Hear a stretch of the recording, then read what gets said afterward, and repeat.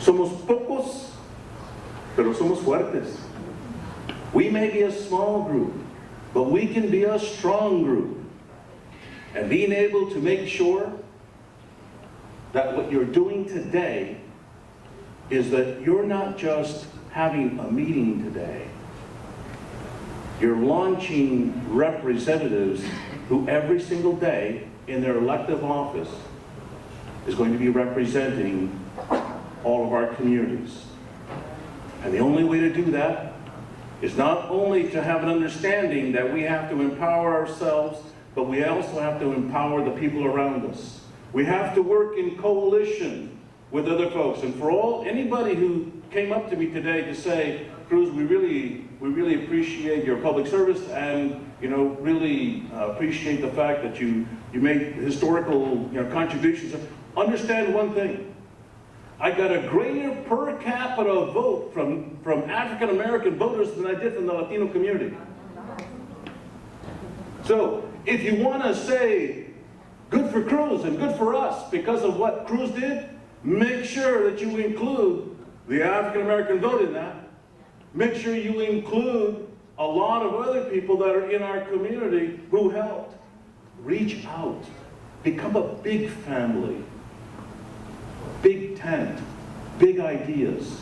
Big politics. Start with community groups just like this.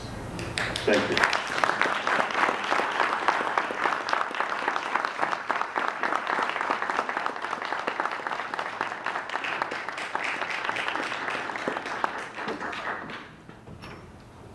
How about another round of applause for Mr. Bustamante?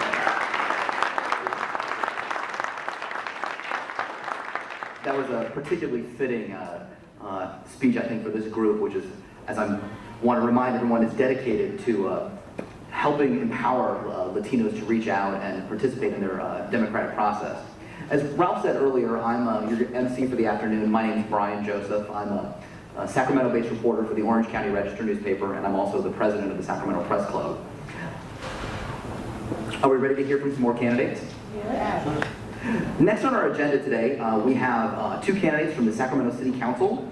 From the 4th District, which includes my neighborhood of Southside Park, we have businessman Joseph Yee. And from the 2nd District, we have developer, and I'm told former professional baseball player, Alan Wayne Warren.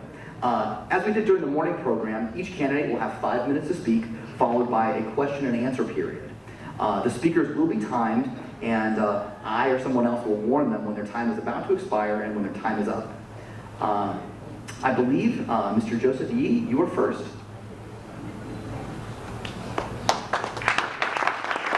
Here we go, welcome, sir.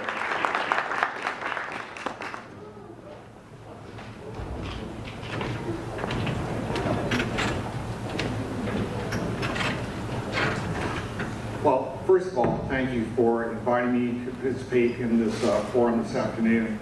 And also let me warn you that I am not nearly as eloquent a speaker as the Lieutenant Governor. And so I stumbled through this, I'll demonstrate that over and over again. I'm Joe Yee, and I'm running for City Council District 4. And that includes portions of South Land Park, Land Park, the entire Central City, and a little portion of West Natomas.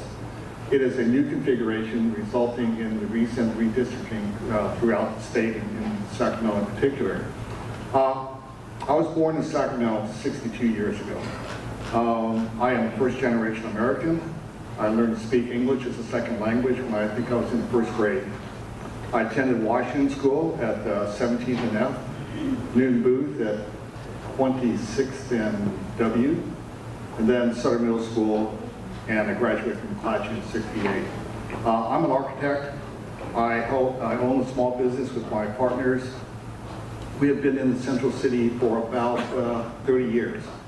While my firm designs a number of different types of projects, my focus, my emphasis in the last 15, 20 years has been in K-12 schools, public school design, as well as libraries. So we have many projects that I'm very proud of throughout the city and throughout the region.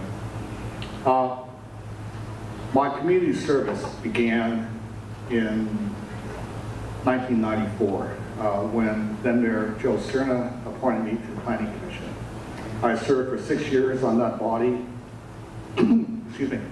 And when Mayor Cerna died, due to succession, the vice mayor becoming mayor and such, I was appointed then to represent District 4 on the city council. That's the district I'm currently running for.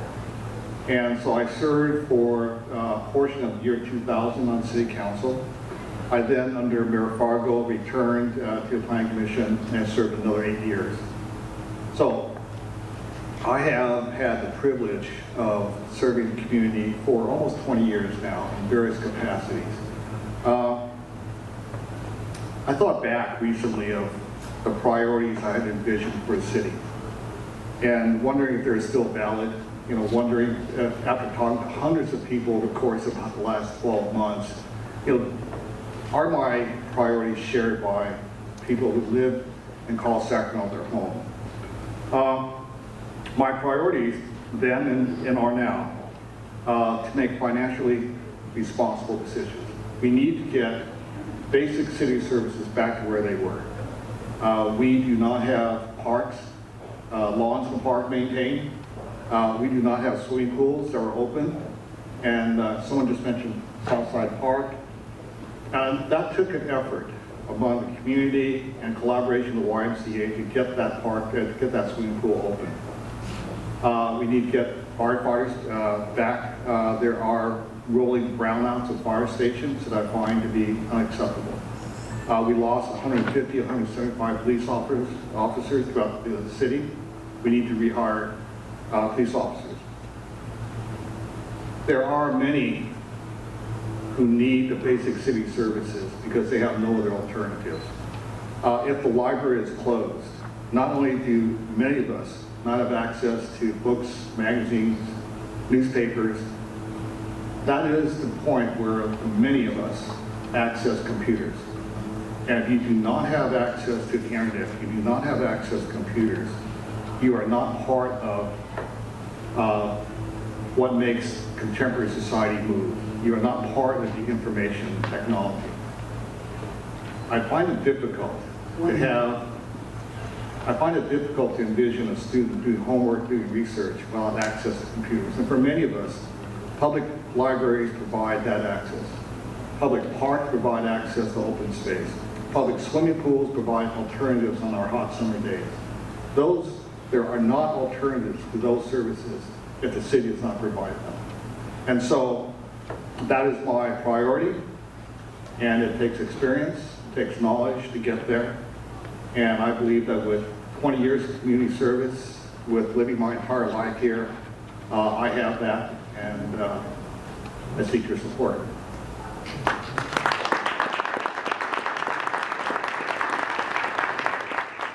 I believe it's now time for some questions. Gentlemen, who's still there? Do you have a position on that proposition that extends the sales tax by a half a cent?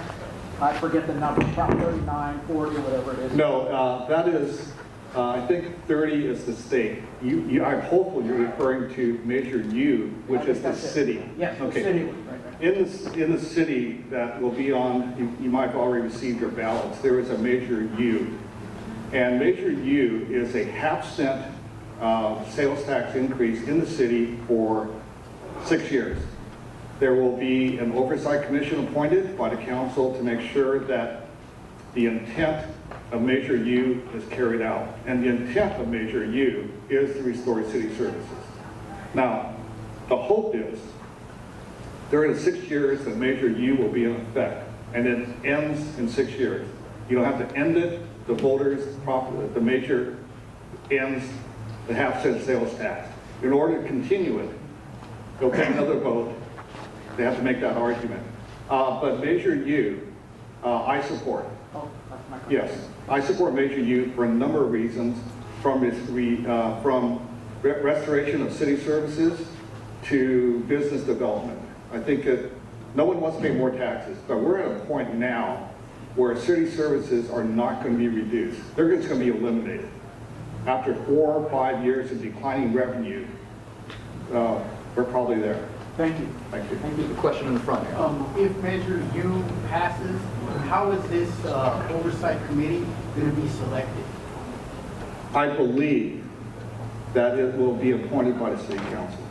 Okay, so friends of the council members, or is it going to be a community member? I would, making a bold assumption on there, just like there are oversight commissions for school bond construction expenditures, that commission needs to represent the community that pays into it.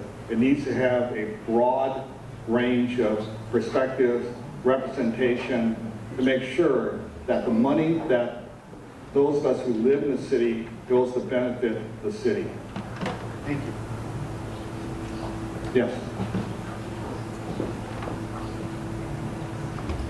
Yes, I'm a licensed general contractor, and the city of Sacramento has some of the best building department staff that you'll find anywhere in Northern California.